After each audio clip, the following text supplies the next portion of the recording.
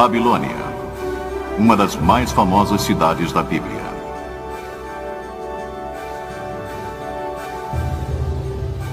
Babilônia, um império que dominou o mundo antigo como centro de comércio, de poder militar, de cultura e religião.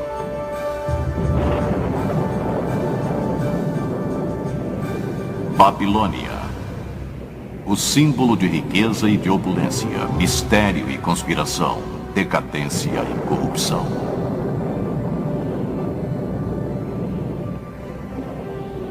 Babilônia, a cidade imperial de Hammurabi e de Nabucodonosor, seu maior rei. Porém, em seu ápice, Babilônia subitamente desmorona numa única noite por decreto do próprio Deus.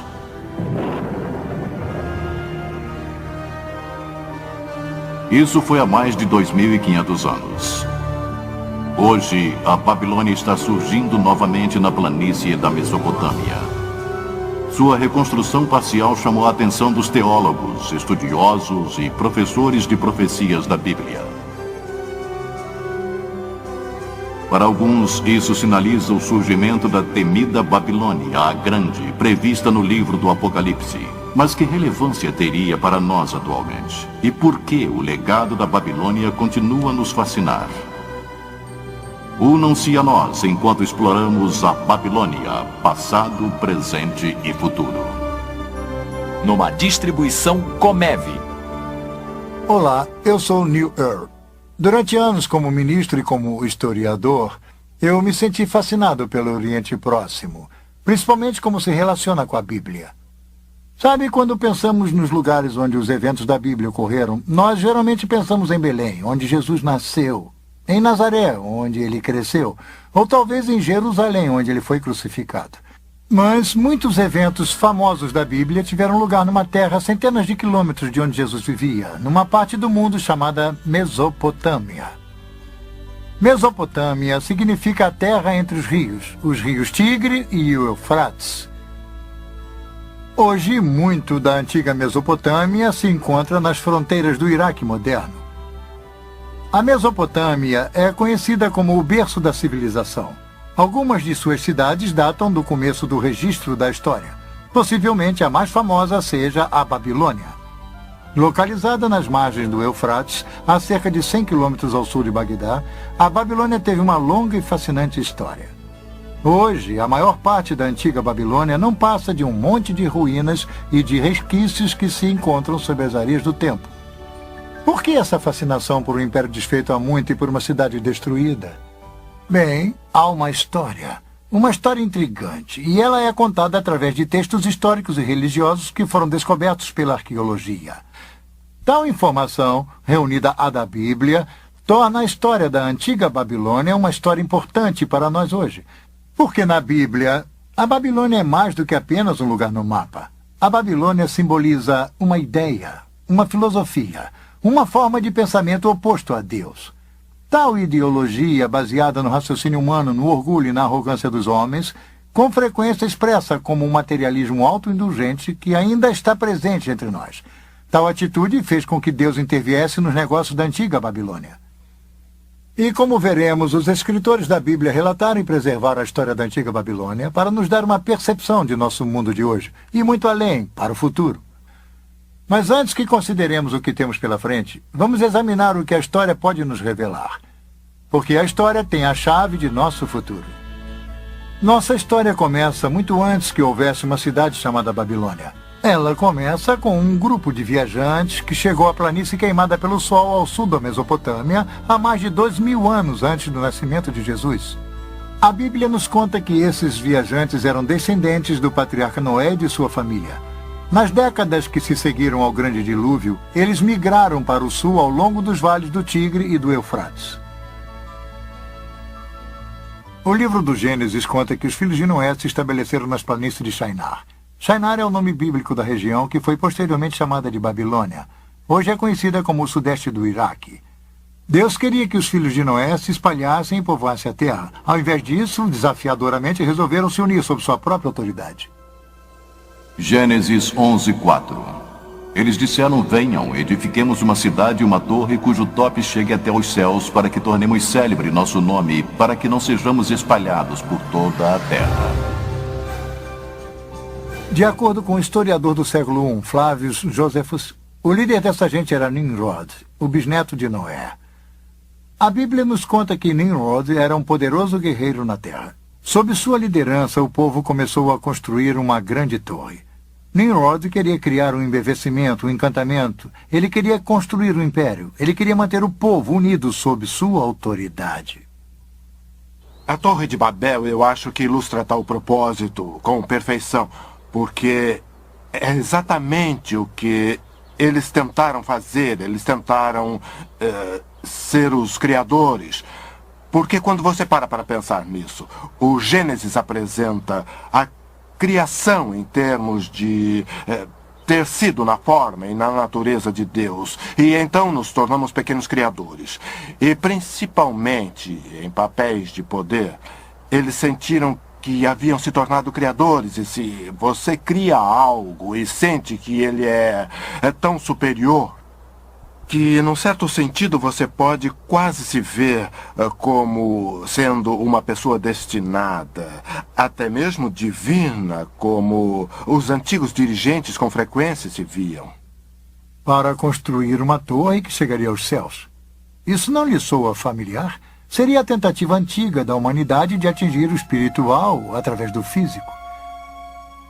Os artistas ofereceram suas impressões de como essa torre, a famosa Torre de Babel, poderia ter sido.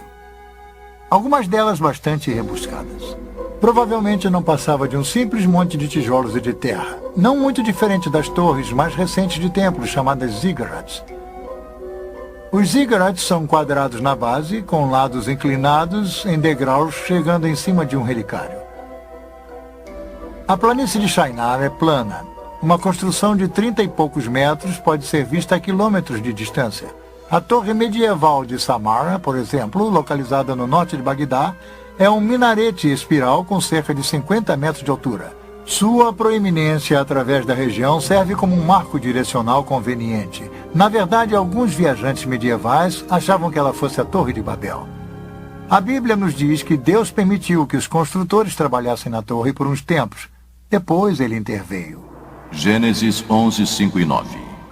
E então desceu o Senhor para ver a cidade e a torre que os filhos dos homens edificavam, e disse: eis que o poro é um, e todos têm a mesma linguagem. Isto é apenas o começo. Agora não haverá restrição para tudo que intentam fazer. Vinde, desçamos e confundamos ali a sua linguagem, para que um não entenda a linguagem de outro. Destarte o Senhor os dispersou dali pela superfície da terra, e cessaram de edificar a cidade. E chamou-se-lhe por isso o nome de Babel, porque ali confundiu o Senhor a linguagem de toda a terra, e dali os dispersou por toda a superfície dela. Num ato súbito, Deus confundiu a linguagem do povo. Um balbucio de vozes surgiu nos andaimes. De repente, os encarregados e construtores não podiam mais se comunicar. O pânico reinava. A construção da cidade e de sua enorme torre sofreu uma interrupção abrupta. Na linguagem acadiana, o local da cidade inacabada ficou conhecido como o Portal de Deus. Porém, os hebreus a chamaram de Babel, baseados na palavra hebraica significando confundir. Babilônia não passa da forma grega de escrever a palavra hebraica Babel. De qualquer maneira, Babilônia e Babel são a mesma coisa. E Babilônia se referia à região centralizada em torno da cidade. A história da Torre de Babel foi criada para nos ensinar uma importante lição. A tolerância de Deus pelo orgulho e rebeldia aos humanos tem limite. E logo no início vemos Babilônia como se tornando o símbolo da oposição a Deus. O orgulho humano é um tema consistente sempre que a Bíblia menciona a Babilônia. Os sonhos grandiosos dos construtores da Torre de Babel criam um marco histórico importante. Nos dá nosso primeiro vislumbre de uma civilização organizada contra Deus. A Torre de Babel foi a primeira intervenção de Deus na história da Babilônia. E não seria a última. Mais de 2 séculos se passaram. Então encontramos a Babilônia reemergindo no cenário mundial, dessa vez com os amoritas. Eles criaram uma dinastia por volta de 2000 anos antes de Cristo. Os historiadores a chamam do Velho Império Babilônico. O mais famoso rei desse império foi um dirigente chamado Hammurabi.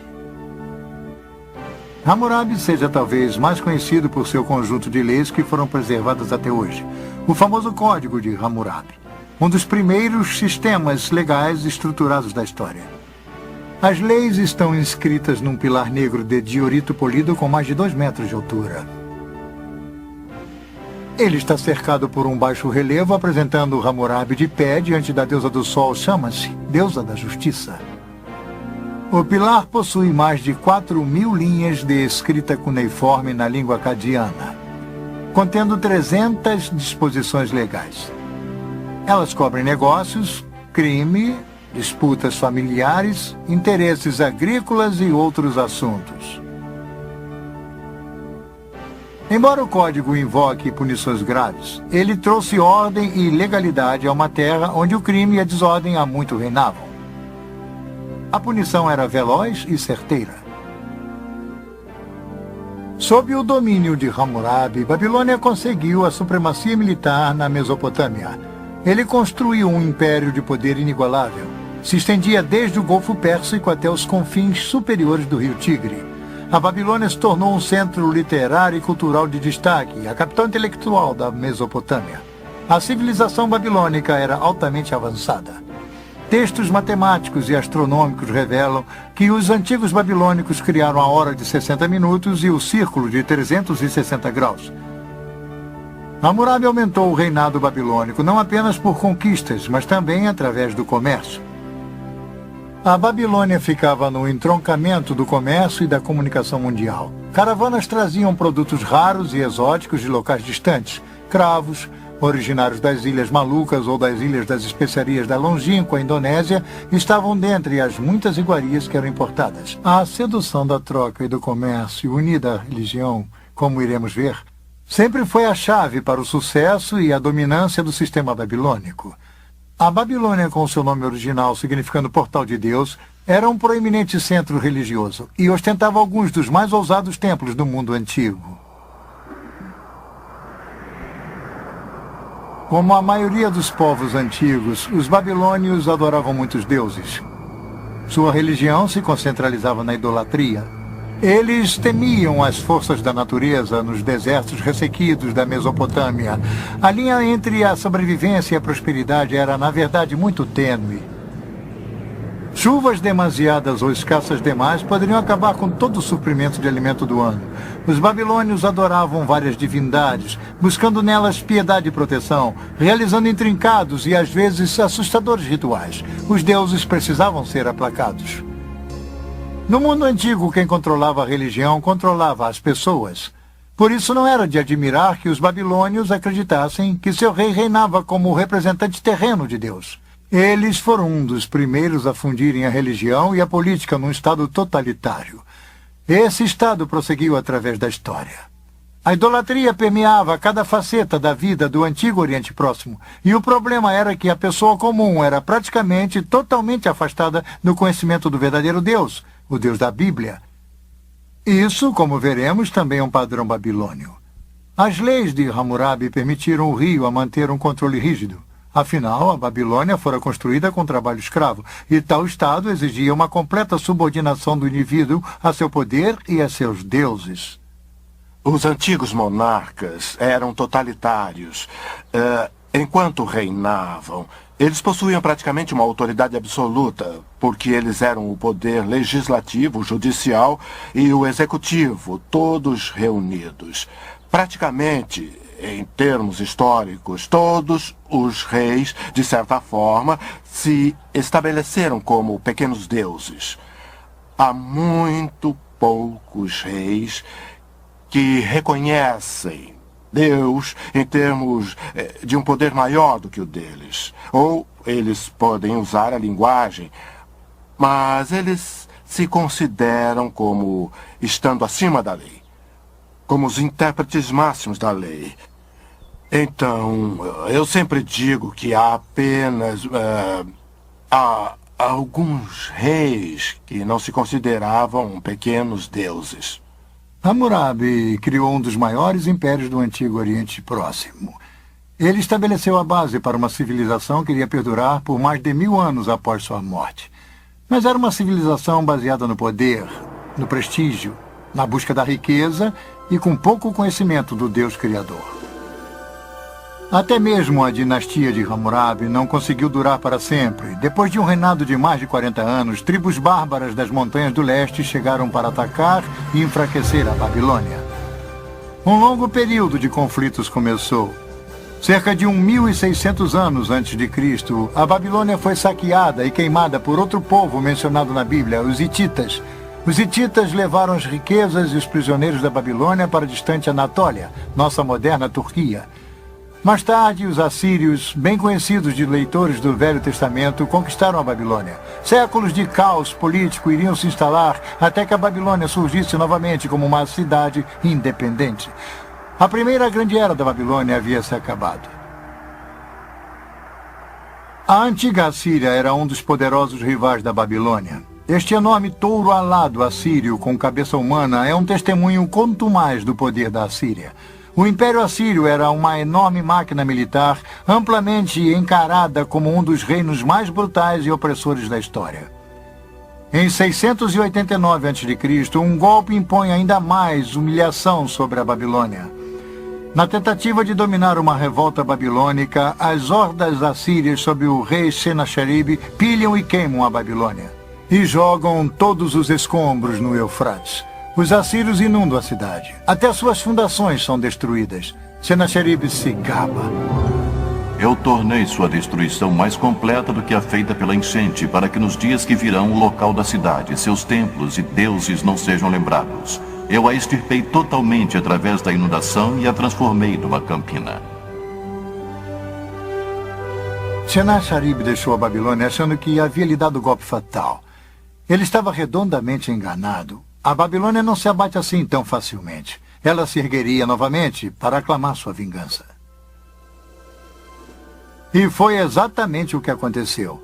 O local da Babilônia foi eventualmente ocupado e reconstruído pelos caldeus. Foram os caldeus que finalmente humilharam a orgulhosa Assíria. Foi no ano de 612 a.C. quando os caldeus atacaram as muralhas de Nínive, capital da Assíria. Nínive caiu.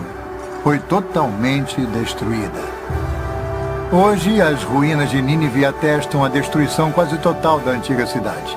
O desaparecimento de Nínive foi tão completo que só foi redescoberta há 150 anos.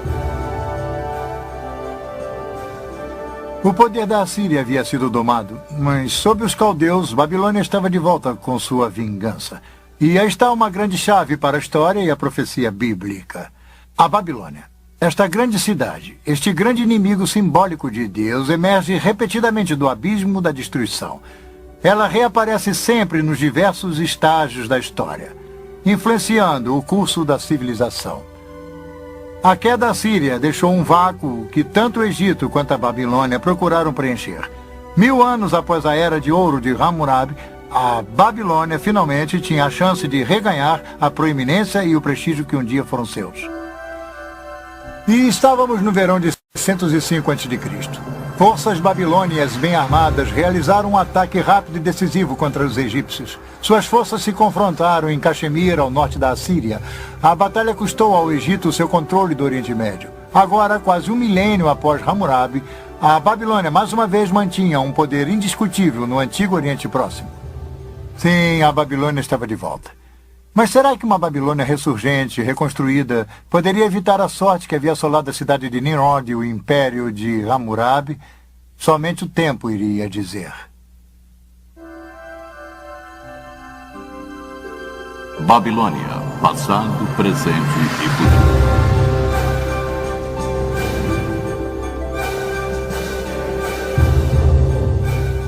O exército egípcio do faraó Nexo II se defrontou com a Babilônia em 605 a.C. em Caxemir, no rio Eufrates. O combate foi acirrado. As perdas egípcias foram estarrecedoras. A batalha custou aos egípcios seu controle do Oriente Médio.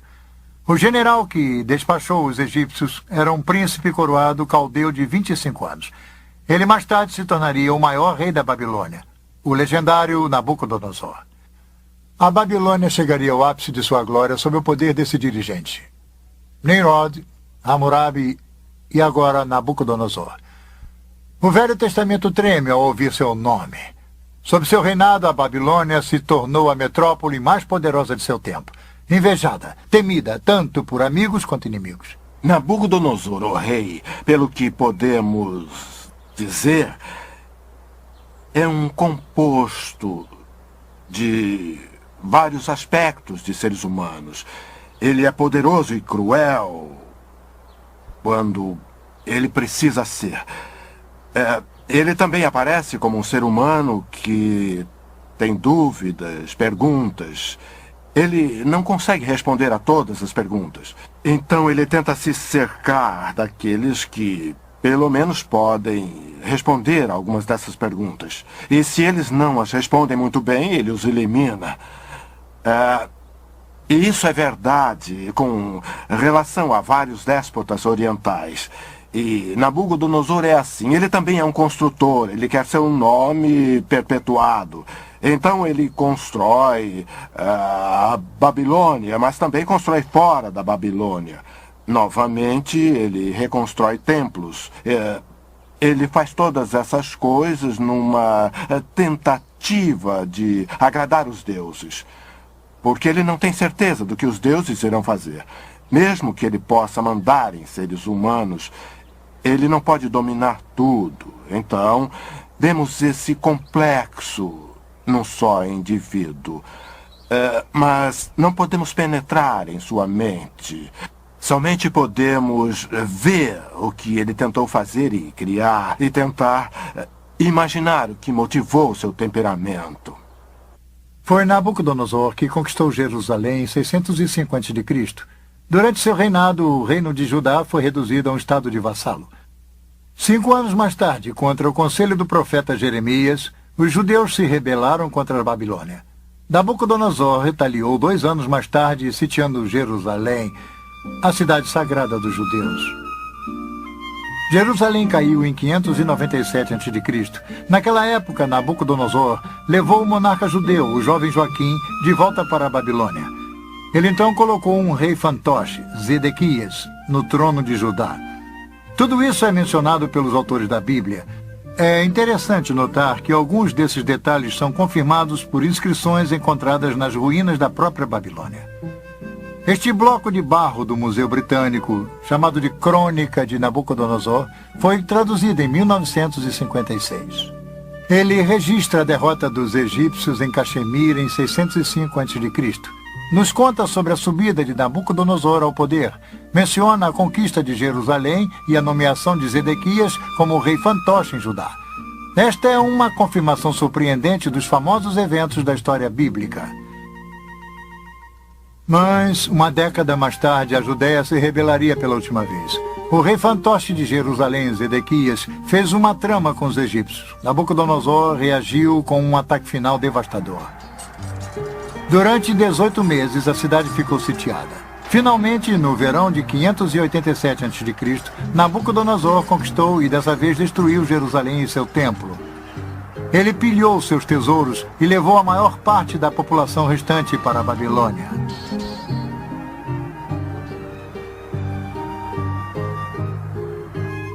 O reino da Judéia deixou de existir.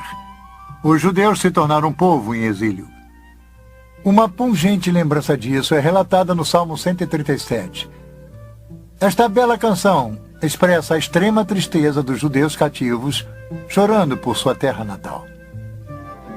By the rivers of Babylon, we sat down and wept when we remembered Zion.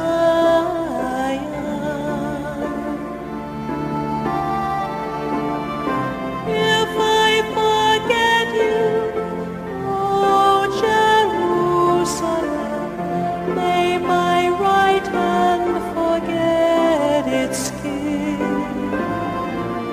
May my tongue cling to the roof of my mouth. If I do not remember you, if I do not consider Jerusalem, my highest joy.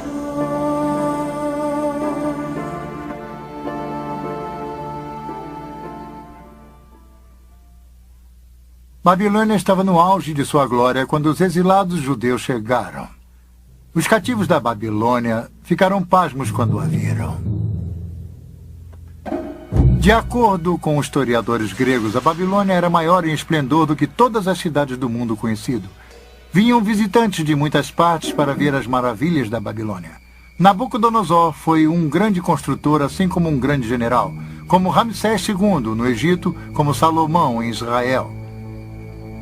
A Babilônia de Nabucodonosor era uma cidade de magníficos palácios, templos, parques e jardins. A escala e o tamanho gigantesco da cidade era surpreendente. Sua população estava estimada entre 100 e 200 mil. Era a maior cidade da Terra. Nosso detalhado conhecimento sobre a Babilônia de Nabucodonosor é resultado do trabalho árduo de um arqueólogo alemão, Robert Caldwell. Quando ele iniciou suas escavações em 1899, os achados iniciais de Caldwell foram descartados por seus colegas. Mas, à medida que suas escavações começaram a descobrir a Babilônia da Bíblia como uma realidade histórica, seu trabalho se tornou o assunto da Europa. Ao norte da cidade, Caldwell descobriu pilhas de azulejos azuis na areia.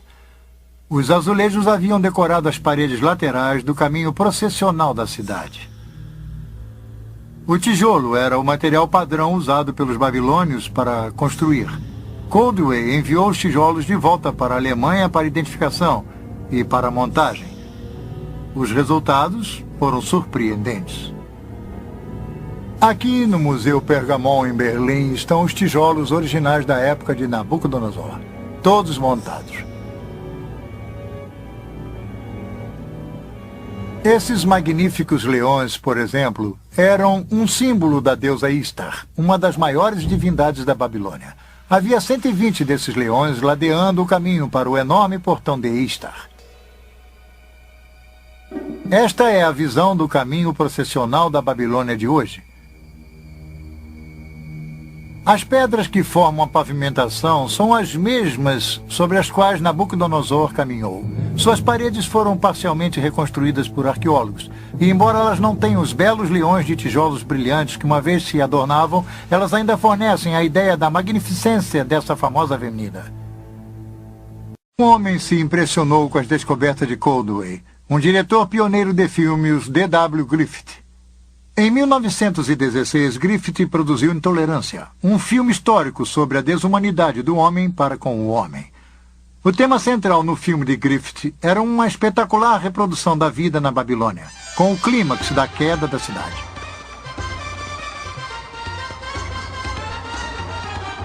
No filme, Griffith traz de forma mágica para a tela a magnificência e a grandiosidade da Babilônia de Nabucodonosor. Uma cidade que havia sido enterrada durante 25 séculos. Quando usamos a expressão esplendor pagão, ela poderia ter sido criada para a antiga Babilônia. Griffith mostra uma Babilônia de um grande esplendor arquitetônico. Uma Babilônia repleta de vida e de vitalidade. Suas ruas fervilhavam com mercadores, cartomantes, músicos ambulantes, agiotas, soldados, prostitutas, representantes dos governos, banqueiros e escravos. Griffith ofereceu ao público uma primeira visão do poder e da magnificência da Babilônia em seus dias de glória, assim como incrível ganância e sensualidade na cidade. A Babilônia de Nabucodonosor tornaria pequenas muitas de nossas modernas cidades por seu tamanho e esplendor. Vamos conhecer sua imensa escala. A Babilônia tinha um formato quase quadrado, dividido ao meio pelo rio Eufrates. A cidade foi construída com precisão. Suas ruas retas e largas cruzavam umas às outras em ângulos retos, como a maioria das cidades de hoje. A Babilônia estava cercada por uma muralha defensiva dupla, circundada por um fosso. Era a cidade mais bem protegida do mundo antigo. De acordo com uma fonte antiga, as muralhas da Babilônia tinham mais de 100 metros de altura por 30 metros de largura. Havia espaço suficiente em seu topo para permitir que uma charrete puxada por 4 cavalos desse uma volta completa. Os babilônios achavam que suas muralhas eram impossíveis de serem escaladas ou de serem invadidas. Torres de defesa estavam posicionadas em intervalos regulares. Mas as muralhas da Babilônia eram apenas o começo de suas maravilhas. O caminho processional era a avenida principal, norte e sul da cidade. Ele possuía mais de 20 metros de altura, pavimentada com pedras e ladeada por leões esculpidos, e o caminho processional levava para o norte, para o grande templo dedicado ao deus Merodach. Era a rua mais impressionante do mundo antigo. Este é o portão de Istar, magnífico e imponente. Era um símbolo arrogante da Babilônia, do rei Nabucodonosor. Este era um dos 8 portões fortificados da antiga cidade. Eles o batizaram em homenagem a Istar, a popular deusa do amor. Como o que fora feito com os tijolos vitrificados do caminho processional, os arqueólogos alemães também enviaram esses tijolos vividamente coloridos aqui para Pergamon e reconstruíram este magnífico portão. O portão de Istar, renomado em todo o mundo, é um símbolo do inigualável poder e força da Babilônia. Por ele passaram os exércitos vitoriosos da poderosa Babilônia quando retornavam de conquistas distantes. O verdadeiro portão de Istar está em Berlim.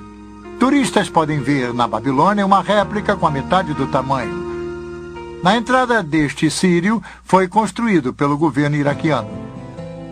Não muito distante do portão de Istar, Nabucodonosor construiu um magnífico palácio. Este palácio continha 4 grandes pátios cercados por muitos apartamentos e suítes.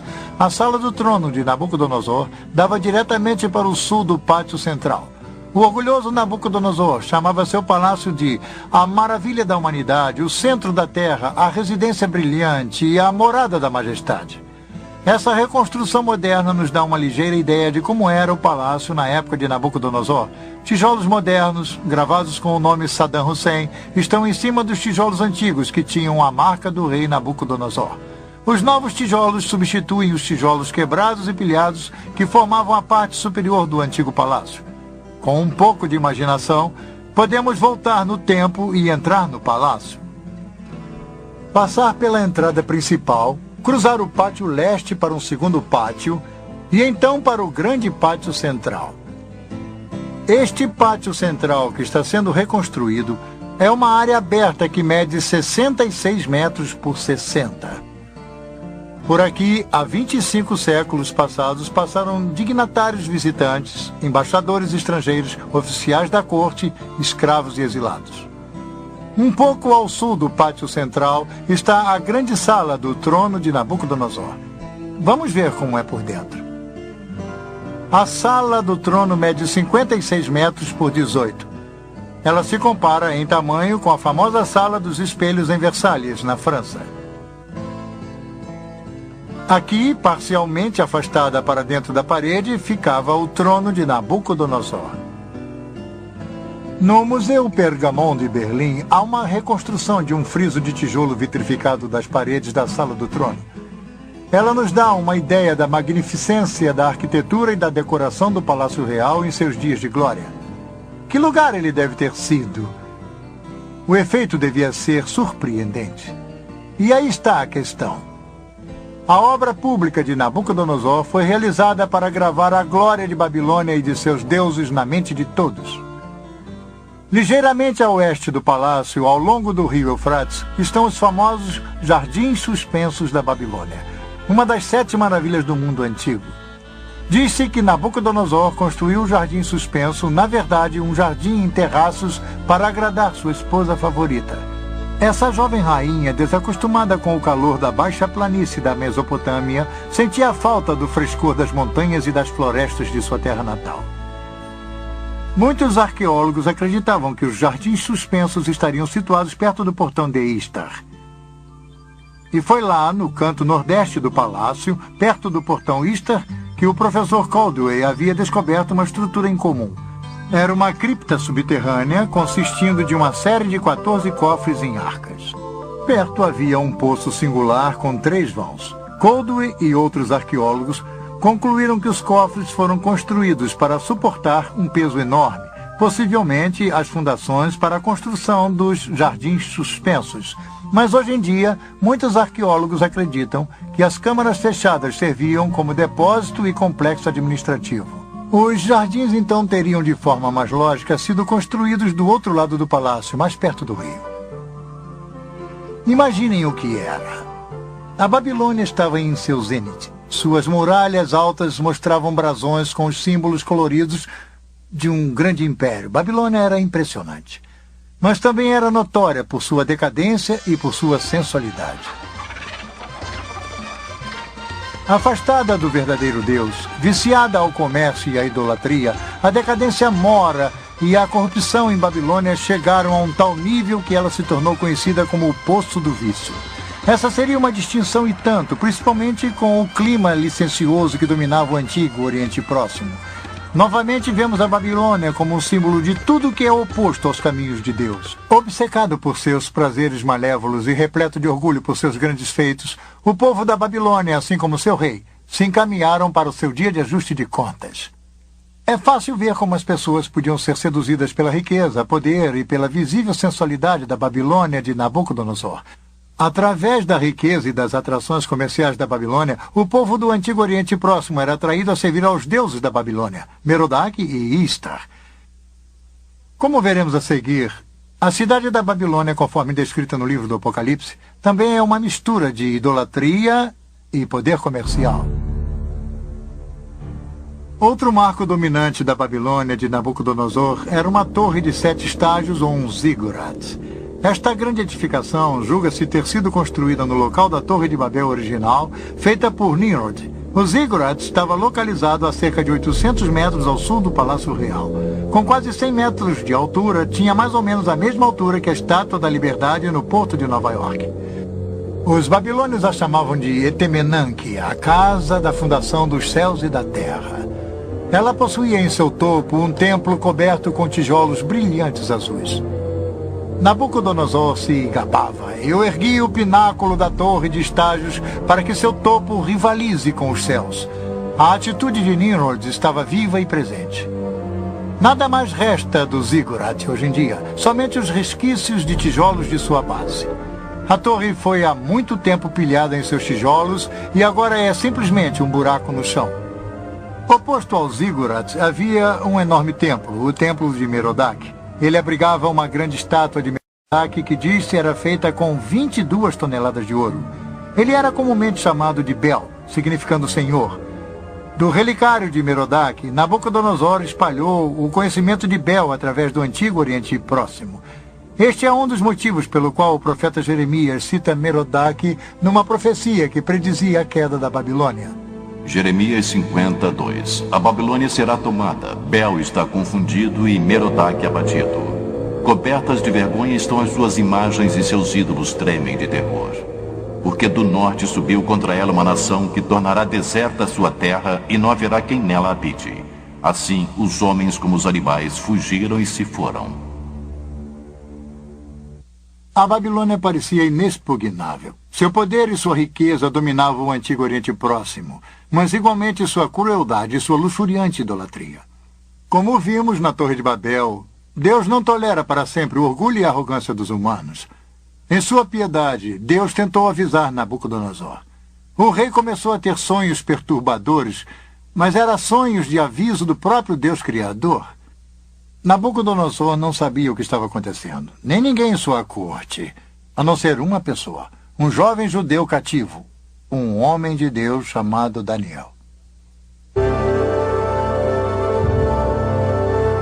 Babilônia, passado, presente e futuro.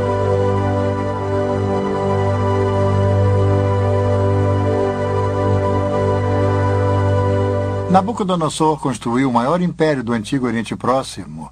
Como general, ele era invencível. E também era um regente astuto. Quando os exércitos do rei haviam levado Daniel e outros proeminentes cidadãos de Jerusalém para a Babilônia, Daniel foi colocado na própria corte de Nabucodonosor. Os reis antigos, com frequência, escolhiam estrangeiros para preencher postos chaves, porque eles não eram uma ameaça ao trono, o que alguém de sua própria identidade étnica ou nacional poderia ser. Então, eles usavam um estrangeiro, como um judeu, porque usavam sua habilidade e, ao mesmo tempo, não se sentiam ameaçados por tal indivíduo. Dentre esse grupo seleto, Daniel e seus 3 companheiros, Sadraque, Mesaque e Abednego. Embora eles fossem cativos, permaneceram leais ao verdadeiro Deus, ao Deus de Israel. Suas experiências em resistir ao materialismo e à idolatria estão entre as melhores histórias conhecidas da Bíblia. Quando os 3 amigos de Daniel se recusaram a adorar uma estátua de ouro que Nabucodonosor havia colocado, o rei, envaidecido, os condenou à famosa fornalha ardente. Daniel 3, 19 e 25. Então Nabucodonosor se encheu de fúria e, transtornado o aspecto de seu rosto contra Sadraque, Mesaque e Abed-nego, ordenou que se acendesse a fornalha 7 vezes mais do que se costumava. Ordenou aos homens mais poderosos que estavam no exército que atassem a Sadraque, Mesaque e Abed-nego e os lançassem na fornalha de fogo ardente. Então estes homens foram atados com os seus mantos, suas túnicas e chapéus e suas outras roupas e foram lançados na fornalha sobremaneira acesa. Porque a palavra do rei era urgente e a fornalha estava sobremaneira acesa. As chamas do fogo mataram os homens que lançaram de cima para dentro a Sadraque, Mesaque e Abed-nego. Estes 3 homens caíram atados dentro da fornalha sobremaneira acesa. Então o rei Nabucodonosor se espantou e se levantou depressa e disse a seus conselheiros: Não lançamos nós 3 homens atados dentro do fogo? Responderam ao rei: É verdade, ó rei. E ele tornou e disse: Eu, porém, vejo 4 homens soltos que andam passeando dentro do fogo sem nenhum dano, e o aspecto do quarto é semelhante a um filho dos deuses. Para ganhar vantagem, Nabucodonosor chamou Sadraque, Mesaque e Abed-nego para ficarem ao seu lado. O fogo não havia feito mal a seus corpos, nem eles cheiravam a fumaça. Numa reviravolta surpreendente, Nabucodonosor louvou o Deus que enviou seu anjo para salvá-los e os promoveu a altas posições em seu reino. A relação entre Daniel e Nabucodonosor era de fato estranha. De um lado havia Nabucodonosor, rei pagão do mundo conhecido, cujos feitos ousados se baseavam na força militar e no trabalho escravo.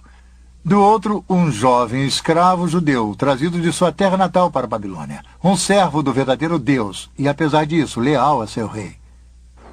Nabucodonosor é apresentado como sendo, pelo menos no livro de Daniel, relativamente simpático ao Deus de Israel e ao Deus de Daniel. Mas dizer que Nabucodonosor era alguém que havia colocado sua fé no Deus de Israel e de Daniel, eu diria que não. Esses reis antigos eram grandes políticos e eles tomavam decisões a esse respeito que eram tomadas, eles achavam, a seu próprio favor. Foi quando Daniel se encontrava preso na Babilônia que ele e o rei começaram a ter sonhos perturbadores e visões. Deus estaria fornecendo aos dois uma visão do futuro. O 2º capítulo do livro de Daniel registra um sonho particularmente perturbador de Nabucodonosor. Daniel o descreve. Daniel 2, 32 e 35. Tu, ó reis, estava vendo, e eis que aqui uma grande estátua, esta que era imensa e de extraordinário esplendor, estava em pé diante de ti, e a sua aparência era terrível. A cabeça era de fino ouro, o peito e os braços de prata, o ventre e os quadris de bronze. As pernas de ferro, os pés em parte de ferro, em parte de barro. Quando estavas olhando, uma pedra foi cortada sem auxílio de mãos, feriu a estátua nos pés de barro e ferro e os esmiuçou. Então foi juntamente esmiuçado o ferro, o barro, o bronze, a prata e o ouro, os quais se fizeram como a palha das eiras no estio, e o vento os levou, e deles não se viram mais vestígios. Mas a pedra que feriu a estátua se tornou uma grande montanha que encheu toda a terra.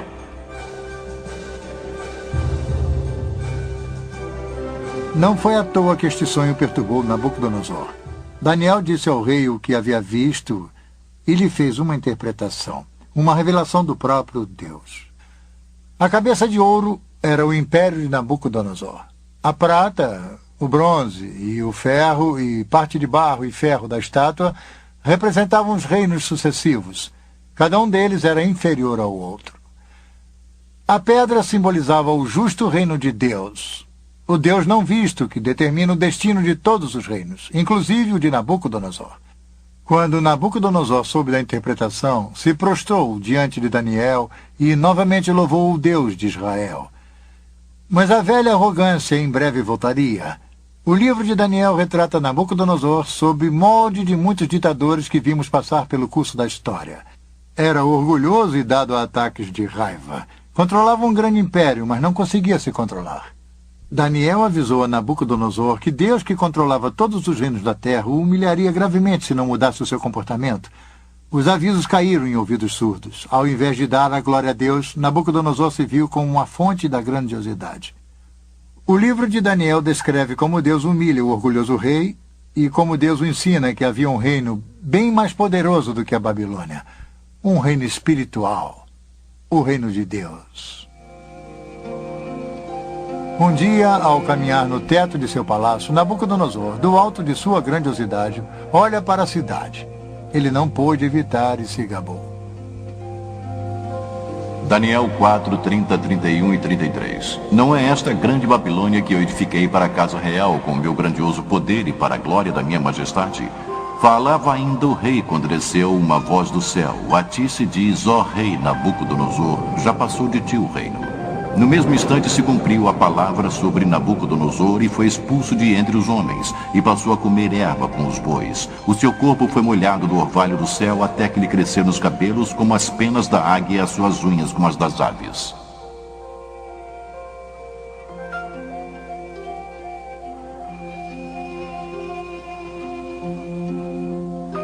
Ele foi vencido pela insanidade.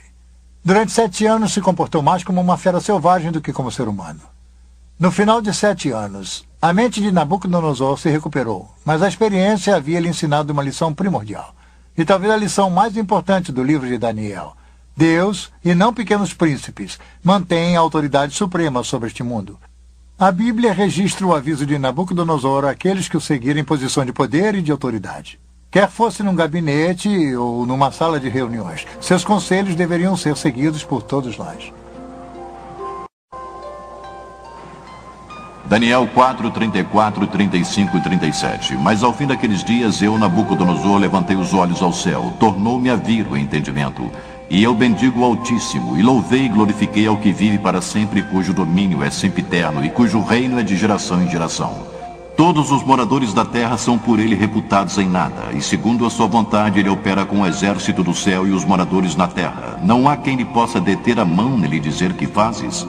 Agora, pois, eu, Nabucodonosor, louvo, exalto e glorifico ao Rei do céu, porque todas as suas obras são verdadeiras e os seus caminhos justos, e pode humilhar aos que andam na soberba. Mas se Nabucodonosor aprendeu uma lição importante, seus descendentes não aprenderam. Após um reinado de 43 anos, Nabucodonosor morreu em 562 a.C. Foi sucedido por 4 reis num período de 7 anos, cada sucessor mais fraco do que o outro. O último rei de Babilônia foi Nabonide ou Nabone.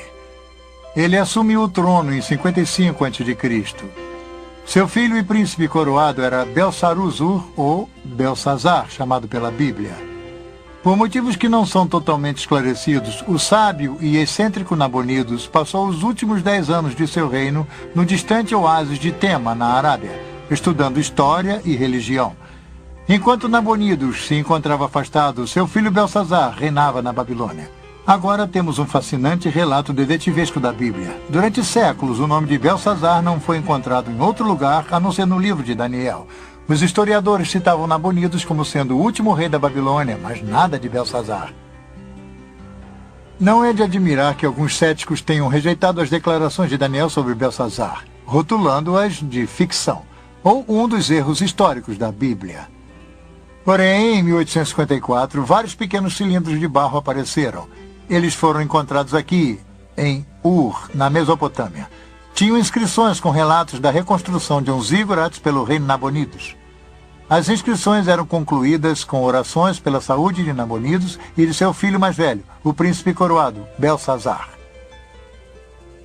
E quanto a mim, Nabonidos, o rei da Babilônia, proteja-me de pecar contra qualquer divindade exaltada e me conceda uma vida longa, e no coração de Belsazar, meu filho primogênito, crie o temor pela exaltação da divindade.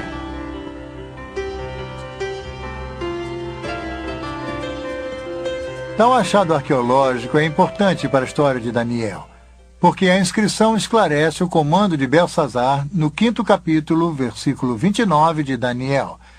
É aí que Belsazar proclama Daniel como o 3º maior regente do reino. Nabonidos era o 1º, Belsazar o 2º e Daniel o 3º. Este é um exemplo notável da precisão da Bíblia. Foi durante o reino de Belsazar que Deus deu a seu profeta Daniel outra importante visão. Novamente, ele avistou um quadro profético. Daniel viu uma sucessão de impérios que iriam controlar o antigo Oriente Próximo a partir de seus dias.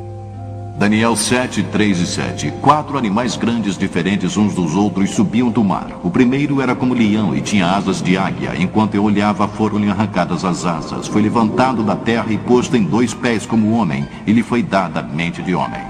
Continuei olhando, e eis aqui o segundo animal, semelhante a um urso, o qual se levantou sobre um dos seus lados. Na boca, entre os dentes, trazia 3 costelas e lhe diziam: levanta-te, devora muita carne. Depois disto, continuei olhando, e eis aqui outro, semelhante a um leopardo, e tinha nas costas 4 asas de ave. Tinha também este animal 4 cabeças, e foi-lhe dado domínio. Depois disto, eu continuava olhando nas visões da noite, e eis aqui o 4º animal, terrível, espantoso e sobremodo forte, o qual tinha grandes dentes de ferro. Para nós que vivemos no século XX, a descrição de feras estranhas pode parecer curiosa ou bizarra. Mas para os antigos, criaturas que pareciam mistura de feras eram bem mais familiares. Surge então um ponto importante para entender a profecia. Alguns intérpretes bíblicos cometem o erro de tentar explicar o simbolismo bíblico sem referência ao background histórico do livro. Especulações elaboradas são necessárias. Para evitar essa armadilha, é essencial determinar o significado de um capítulo ou de um texto em seu ambiente natural. O importante é o que isso significou para as pessoas que ouviram pela primeira vez. Este é um princípio sólido para um bom estudo bíblico. Para as pessoas do tempo de Daniel, animais compostos tinham um significado. Vivendo e trabalhando na Babilônia, Daniel via essas descrições todos os dias. Vamos pegar, por exemplo, o famoso dragão de Maradak. Era o tema de decoração preferido da cidade, utilizado por artistas para ornamentar o portão de Istar. É uma fera híbrida ou composta. Tem as patas dianteiras de um felino, as patas traseiras têm garras como uma ave de rapina, a cabeça tem 2 chifres como a víbora árabe com chifres, e o rabo termina num ferrão de escorpião. Essas estranhas feras místicas tinham um significado religioso importante para os antigos babilônios. Então, quando Daniel registrou os animais estranhos em sua visão, no capítulo 7, ele se deu conta que a visão iria ser significativa para a Babilônia. Um anjo explicou a Daniel que as 4 bestas eram os 4 impérios que iriam dominar o antigo Oriente Próximo. O leão alado significava a própria Babilônia. De forma interessante, o leão da Babilônia é encontrado até hoje no antigo local da cidade. Em 1776, depois de Cristo, aldeões do Iraque descobriram este monumental leão de basalto. Isto confirma que o leão era o símbolo da deusa Istar e da própria Babilônia. O leão está de pé sobre um inimigo caído, preso embaixo de suas patas. As costas do leão têm marcas indicando que seriam para as celas de Istar. Uma mulher cavalgando uma fera? Esta seria uma imagem significativa mais tarde no livro do Apocalipse. De acordo com muitos comentaristas, o urso da visão de Daniel simbolizava os medas e os persas, e com certeza o Império Medo-Persa substituiu o babilônico. O leopardo de 4 cabeças tem 4 asas e representava Alexandre o Grande e as 4 divisões de seu império. A 4ª besta foi identificada por comentaristas como sendo a correspondência ao Império Romano. O livro de Daniel é um retrato vívido da transição do reino do leão da Babilônia para o reino do urso. Está numa das mais famosas cenas da Bíblia. Em outubro de 539 a.C., aparentemente durante a festa de Ano Novo, Belsazar pretendia fazer um grande banquete. O rei havia convidado 1000 homens mais distintos do império. Ele não fazia ideia do que aconteceria. Esse banquete se tornou incomum pelo fato de ter ocorrido enquanto os persas tomavam a Babilônia. Mesmo assim, a fé de Belsazar repousou nas fortes muralhas. Esse excesso de confiança fatal seria seu erro. Foi durante o banquete, numa grande demonstração de arrogância diante de Deus, que Belsazar ordenou que servissem vinho. Ele então brindou os deuses da Babilônia. Fez isso com as mesmas taças de ouro que seu avô, Nabucodonosor, havia pilhado do templo em Jerusalém. Repentinamente, um fato estranho e aterrorizador ocorreu, bem aqui na sala do trono de Belsazar. Uma misteriosa mão desencarnada apareceu do nada e começou a escrever em letras brilhantes na parede do rei. Daniel 5, 5 e 6. No mesmo instante apareceram os dedos de mão de homem e escreveriam defronte do candeeiro na caiadura da parede do palácio real, e o rei via os dedos que estavam escrevendo. Então se mudou o semblante do rei e os seus pensamentos o turbaram. Então entraram todos os sábios do rei, mas não puderam ler a escritura nem fazer saber ao rei a sua interpretação. Daniel 5, 13 e 17. Então Daniel foi introduzido à presença do rei e disse: todavia lerei ao rei a escritura e lhe farei saber a interpretação. Daniel 5 e 25. E esta, pois, é a escritura que se traçou: Mene, Mene, Tekel e Parsim. Esta é a interpretação de cada palavra. Mene, contou Deus o teu reino e deu cabo dele. Tekel, pesado, foste na batalha e achado em falta. Pere, seu reino foi dividido e dado aos medas e aos persas.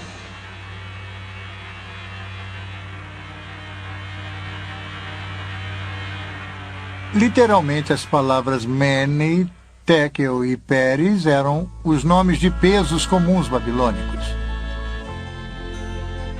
Antes das moedas serem inventadas, os negócios eram feitos através de lingotes de metal como moeda. Precisavam ser pesados numa balança com medidas precisas, como este leão de 2 meses, para pesar o seu valor. A interpretação de Daniel da escritura na parede foi feita através do significado de raiz. Mene, significando contar; Tekel, pesado; e Parsim, dividido. O tempo da Babilônia havia se esgotado. Conforme relata a Bíblia, naquela mesma noite, enquanto o escrito brilhava na parede, os exércitos de Ciro o Grande já entravam na cidade. As muralhas poderosas da Babilônia e suas fortificações imensas não puderam impedir sua queda, uma queda decretada por Deus. O profeta Isaías nos dá informações sobre o rei Ciro e seu papel na queda da Babilônia. Isaías 45, 1 e 3. Assim diz o Senhor ao seu ungido, a Crio, a quem tomo pela mão direita para bater as nações ante sua face e descingir os lombos dos reis, para abrir diante dele as portas que não se fecharão. Eu irei adiante de ti, endireitarei os caminhos tortuosos, quebrarei as portas de bronze e despedaçarei as trancas de ferro. E dar-te-ei os tesouros escondidos e as riquezas encobertas, para que saibas que eu sou o Senhor, o Deus de Israel, que te chama pelo teu nome.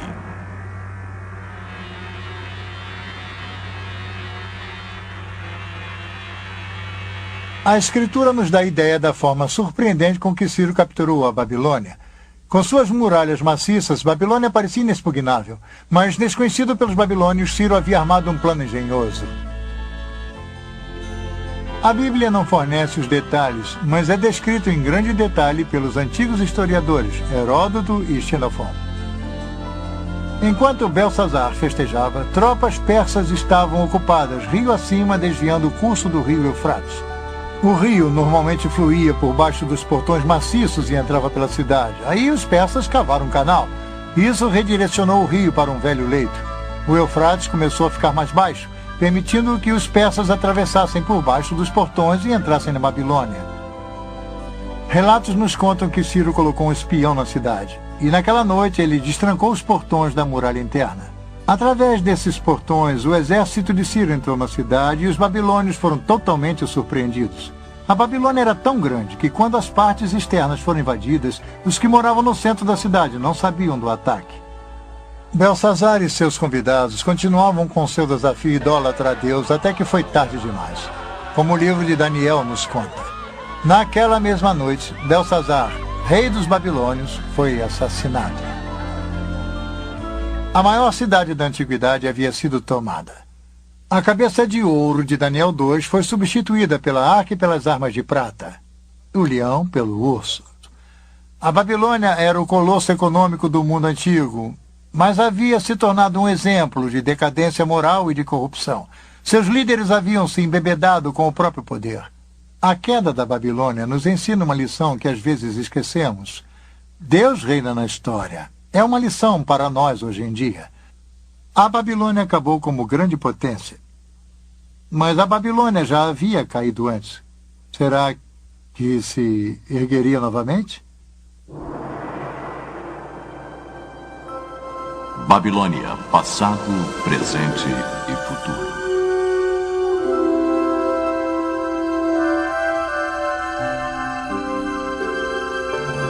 Nós seguimos a ascensão e queda da Babilônia, desde Nimrod a Belsazar. Belsazar foi o último rei da Babilônia, mas a cidade em si continuou sob domínio dos persas. E então, um pouco mais de 200 anos mais tarde, Alexandre o Grande, em sua busca de conquistar o mundo, derrotou os persas e conquistou a Babilônia. Alexandre estava enfeitiçado pela ideia da Babilônia. O pensamento de que todo o mundo poderia ser unificado sob uma civilização, uma cidade, um homem. Mas os sonhos de Alexandre de uma unidade mundial morreram com ele na Babilônia em 323 a.C., no próprio trono de Nabucodonosor. Nos anos que se seguiram, a cidade começou a se deteriorar. Na época de Jesus, os palácios e templos da Babilônia já haviam sucumbido. Tempestades de areia haviam enterrado os parques e aquedutos, até mesmo o Eufrates havia mudado de curso. Um imperador romano visitou a Babilônia 85 anos após a morte de Jesus e não encontrou nada além de seixos, pedras e ruínas. Hoje, o superpoder do mundo antigo jaz desolado e esquecido. Seus palácios, templos, parques e jardins, suas ruas e avenidas largas são apenas pós e escombros. Tijolos partidos com o nome de Nabucodonosor estão jogados aos montes pelo local.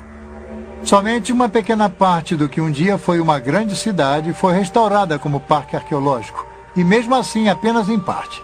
A maior parte da vasta metrópole permanece um deserto abandonado, não sendo mais a cidade viçosa de seus dias de glória. Ela jaz desocupada, abandonada e esquecida. Isaías 13, 19 e 20.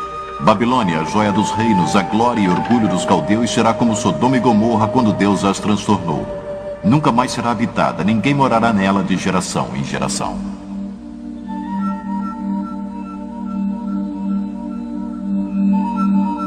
O escrito na parede havia previsto o final da Babilônia como uma cidade desenvolvida, mas não seria o final da Babilônia como uma ideia. Até mesmo Alexandre o Grande ficou seduzido pelo legado, e quando chegamos ao Novo Testamento, encontramos que a Babilônia se torna mais do que uma mera localidade geográfica. A Babilônia simboliza uma ideologia, uma atitude, a epígrafe de uma civilização organizada em oposição a Deus.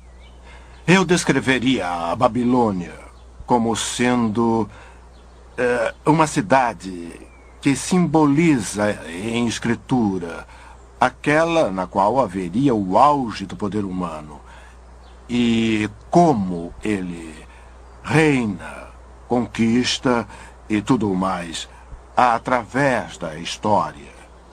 Mas, em resumo, como seus regentes eram corruptos, ela, na verdade, tem o que merece no curso da história humana, porque aqueles que a governaram se consideravam pequenos deuses.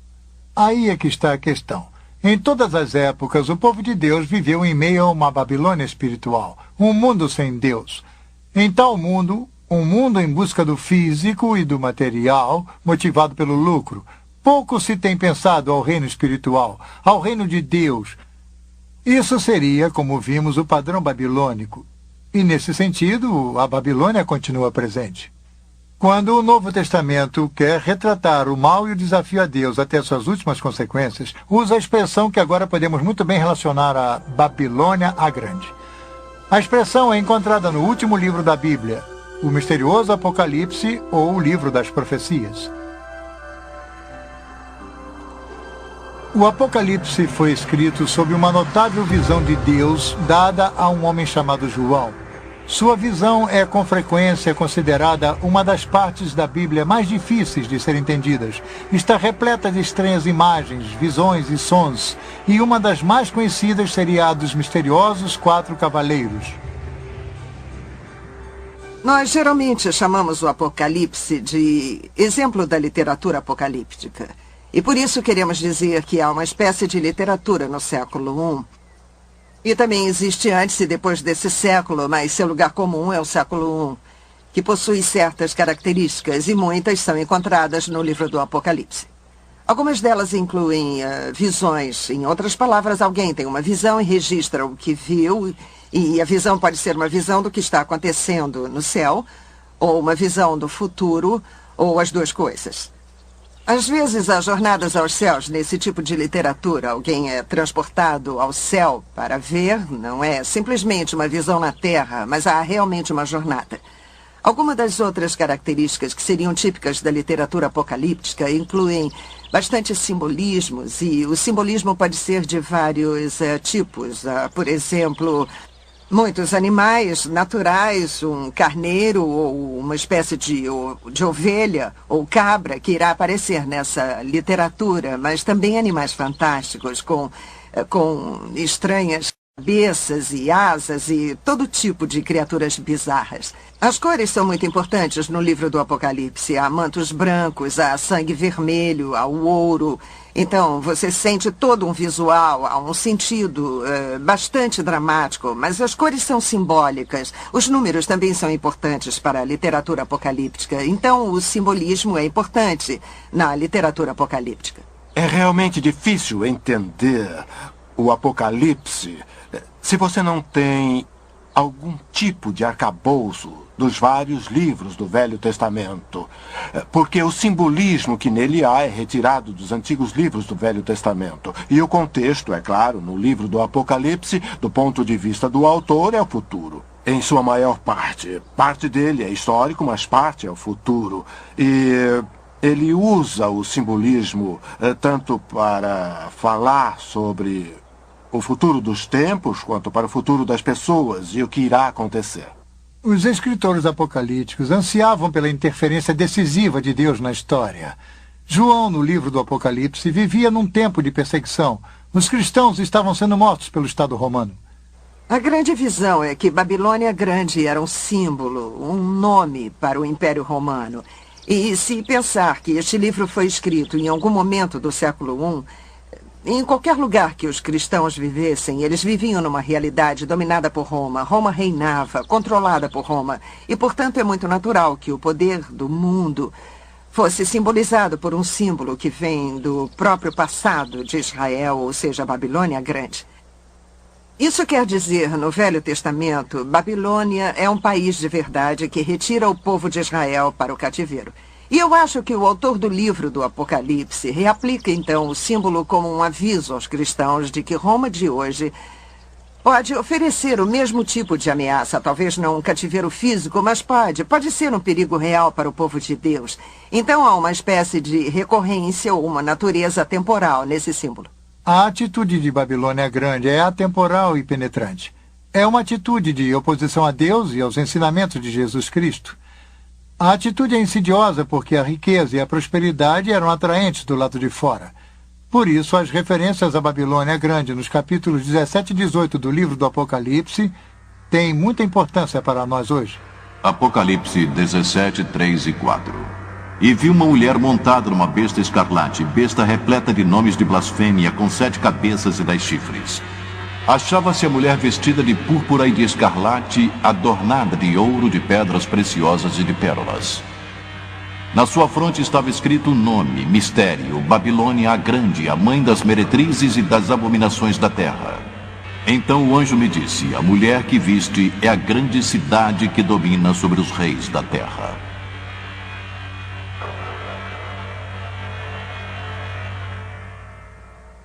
Aqui temos toda a imagem vívida da literatura apocalíptica. É um tempo futuro.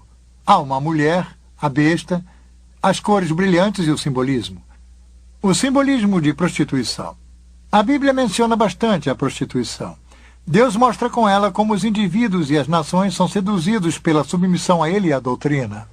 No Velho Testamento, a prostituição é uma imagem para a idolatria. Quer dizer, as pessoas se prostituem. O povo de Deus se prostituiu quando não foi fiel a Deus, quando persegue a adoração de um ídolo. E agora a igreja enfrenta o mesmo tipo de ameaça, o abandono de sua verdadeira adoração a Deus por outros tipos de ídolos. Bem, a prostituição é uma imagem sedutora. Alguém, como já disse, os atrai, iludindo-os a seguir seu caminho e a abrir mão de sua lealdade a seu verdadeiro Deus. A Bíblia usa o símbolo da prostituição de duas formas. A prostituição seria adorar falsos deuses. Mas há uma outra forma em que a Bíblia descreve a prostituição, e isso também se refere a outras nações que não sejam Israel. Mas conforme um estudioso do Novo Testamento, George Eldon Ladd, explica, a prostituição também significa a prostituição de tudo para o ganho comercial. A ideia aqui não é de falta de fé espiritual, mas de uma prostituição de tudo para o ganho comercial. Nínive também é descrita como prostituída por causa de sua exibição de poder e de esplendor para zombar e escravizá-los. Ladd, sobre o capítulo 17 do Apocalipse. Aqui, a prostituta seria a Babilônia, o símbolo da civilização humana com toda a sua pompa e circunstância organizada contra Deus, a cidade que tem domínio sobre os reis da terra. Nós seguimos a atração da Babilônia através das escrituras e da história.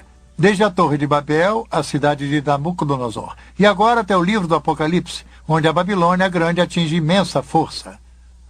Eu acho que João está tentando pintar a Babilônia como atraente e enganadora. E uma das formas pela qual se pode mostrar o quão rica, próspera e satisfatória é aquela realidade. E ela pode embalar os cristãos a um falso sentido de segurança. Então é um aviso para eles, mostrando a sedução dessa visão particular do mundo. No livro do Apocalipse, Babilônia Grande se torna a palavra código para um sistema anticristão monstruoso. Um colosso econômico dedicado a acumular poder e riqueza através do comércio mundial. Esta é a atração fatal da Babilônia, o ganho comercial obtido a qualquer custo. Apocalipse 18:3. Pois todas as nações têm bebido do vinho do furor da sua prostituição, como elas se prostituíram aos reis da terra. Também os mercadores da terra se enriqueceram à custa de sua luxúria. Ao longo dos séculos, muitos tentaram identificar a Babilônia com nações específicas, impérios e até mesmo com igrejas. A cada ano, parece, novos candidatos são citados para o papel de figuras simbólicas do livro do Apocalipse, Babilônia, a besta, o falso profeta. Mas todas as interpretações têm uma coisa em comum. Todas estão erradas. A história da interpretação do livro do Apocalipse é bastante interessante porque quase toda geração de cristãos que a lê sente que é o endereçado direto daquele livro. A Babilônia é tal entidade, ou é tal igreja, ou tal império. Por várias vezes, as pessoas previram o final dos tempos. E então, elas tiveram que mudar de ideia, rever, refazer, ou talvez tenhamos lido de forma errada, talvez tenhamos lido errado. Este refrão é repetido várias vezes, não apenas no século XX, mas toda a história, a leitura desse livro demonstra que nós estivemos errados repetitivamente. Agora, isso nos deve revelar que é muito perigoso tirar conclusões apressadas sobre ser dogmático, sobre o que ou quem é Babilônia quando os eventos aconteceram. As perguntas quando são as mais importantes no livro do Apocalipse, de qualquer modo. Que Deus irá triunfar. Que Deus irá triunfar através de Jesus Cristo. Essas são as principais afirmações do livro. Quando acontecerá e quem fixou essa imagem que, na minha opinião, alguém quer nos afastar da ideia central desse livro. Então, o livro do Apocalipse descreve o ápice final do espírito da antiga Babilônia. Uma atitude contra Deus que está presente hoje, presente através da história, e que irá atingir seu clímax no final dos tempos. Mas não importa o que haja pela frente, o triunfo supremo de Deus sobre todas as coisas está assegurado. O capítulo 18 do livro do Apocalipse comemora antecipadamente a vitória final de Deus sobre a Babilônia a Grande. Apocalipse 18, 9 e 10. Ora chorarão e se lamentarão sobre ela os reis da terra, que com ela se prostituíram e viveram em luxúria, quando virem a fumaceira do seu incêndio. E conservando-se de longe pelo medo do seu tormento, dizem: Ai, ai, tu, grande cidade, Babilônia, tu, poderosa cidade, pois em uma só hora chegou o teu juízo. E sobre ela choram e pranteiam os mercadores da terra, porque já ninguém compra. Aproveitam do sistema para enriquecer, explorando os jovens, os velhos, os incultos e os desafortunados. Os cristãos não estão imunes às seduções do sistema babilônico. Somos avisados sobre o logro do dinheiro, das riquezas, do poder e do prazer. Nós devemos viver, no entanto, de acordo com os ensinamentos de Jesus. E tais ensinamentos incluem servir, dar e repartir. É por isso que João nos avisa: retirai-vos dela, povo meu, para não serdes cúmplices em seus pecados e para não participardes dos seus flagelos. O Novo Testamento está cheio de avisos contra os peritos e o engodo do materialismo. As riquezas levam a um falso sentido de segurança. Jesus disse: não se pode servir a dois senhores, não se pode servir a Deus e ao dinheiro. E no livro do Apocalipse, é claro, a Babilônia é retratada como extremamente rica. E aí está, Deus ou o dinheiro. Então tudo faz parte do quadro, parte das armadilhas, e o tom materialista também faz parte disso. Na sequência de tempo do livro do Apocalipse, Babilônia é destruída. Mas a boa nova é que não é o fim do mundo. Não é mesmo. Na visão de João, é o começo do domínio dos santos sobre Jesus Cristo. Então, o Apocalipse oferece esperança. É uma visão de vitória. A vitória de Jesus sobre todos aqueles que se opõem ao reino de Deus. Dizer que o livro do Apocalipse é uma visão da vitória de Jesus Cristo é, na verdade, um ótimo resumo. Se você pensar no ponto de vista do primeiro século, os cristãos e nós, hoje em dia, é uma declaração verdadeira de duas formas, que você pode olhar para trás e ver a vitória de Jesus na cruz. Estamos falando da vitória de Jesus sobre os poderes do pecado e da morte. E é precisamente essa vitória que garante a vitória futura e nos dá a esperança para um futuro. Então, sim, uma vitória final de Cristo é uma boa forma de resumir o livro, mas você tem que lembrar que ela começou quando Deus fez aquilo com Cristo na cruz. Nossa história nos levou de Nimrod a Nabucodonosor, ao presente e ao futuro. Nós vimos o legado da Babilônia. Tem sido um padrão familiar que vimos se tecendo ao longo da história. Essa atitude de Babilônia está presente hoje. Então somos desafiados: a que reino iremos servir? Ao reino de Deus ou da Babilônia? A Deus ou ao dinheiro? Babilônia a Grande representa o resumo do poder do homem distanciado de Deus. Porém, o reino de Deus é muito mais poderoso. Nosso chamado é para servir a esse reino e ao seu rei, Jesus Cristo. Em suma, este é o único reino que irá perdurar. O poder e a glória de Cristo apenas. Esta é a lição que até mesmo Babilônia a Grande será forçada a aprender.